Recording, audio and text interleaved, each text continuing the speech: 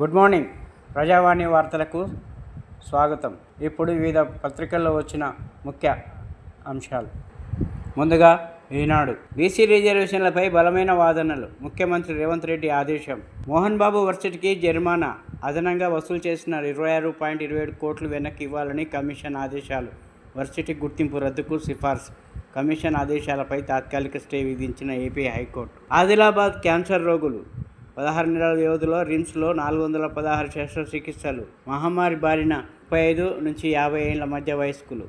100% పత్తి కొనుగోలు చేస్తాం. అందుకు వేదికల ఏర్పాటు బాధ్యత రాష్ట్ర ప్రభుత్వానిదే.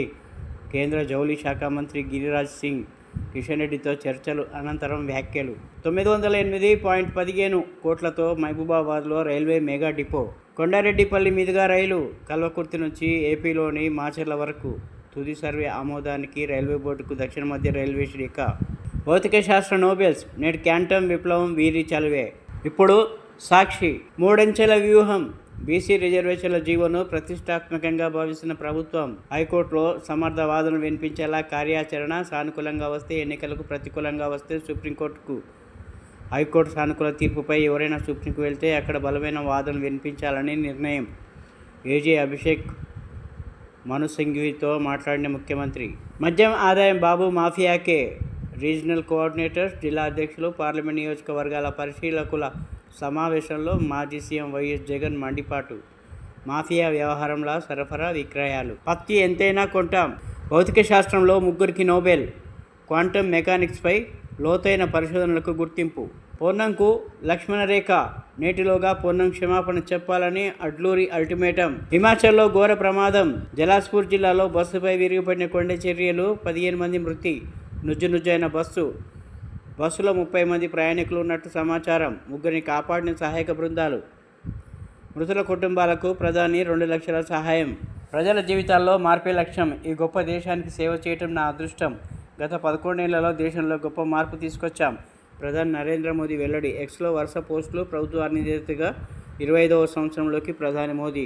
ఇప్పుడు ఆంధ్రజ్యోతి. గ్రూప్ 1 అధికారుల చేతికి ఆసుపత్రుల పాలన. బోధనా ఆసుపత్రుల్లో వైద్యేతర బాధ్యతల పర్యవేక్షణ. కనీస పెన్షన్ 2500. 11 ఏళ్ల తర్వాత పెంపు దిశగా సంకేతాలు. 10న ఈపీఎఫ్లో ట్రస్టుల భేటీలో నిర్ణయం.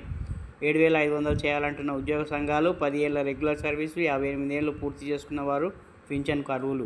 ఫేస్ రికగ్నిషన్, ఫింగర్ ప్రింట్స్తోనూ ఇక యూపీఐ చెల్లింపులు.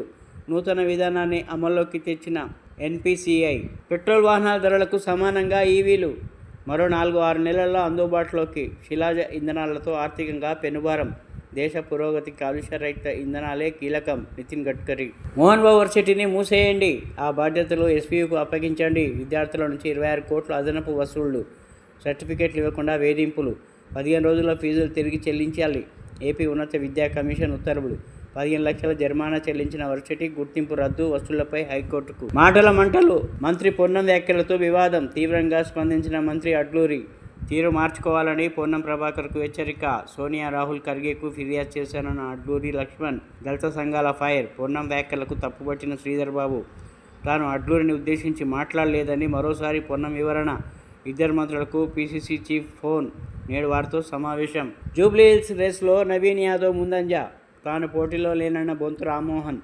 నవీన్ యాదవ్, సీఎన్ రెడ్డి, అంజన్ పేర్లతో అధిష్టానానికి టీపీసీసీ ప్రతిపాదన. నేడు రేపు అభ్యర్థిని ప్రకటించే అవకాశం. ఇప్పుడు వెలుగు. గోదాములు ఫుల్. వడ్లకు జాగేది.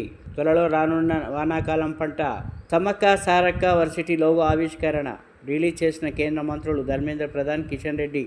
రీసెర్చ్లో వర్సిటీ అత్యుత్తమంగా నిలుస్తుంది. త్వరలో కొత్త క్యాంపస్కు శంకుస్థాపన చేస్తామని వెల్లడి. భవన నిర్మాణాలు త్వరగతిన ప్రారంభించాలి. కిషన్ రెడ్డి.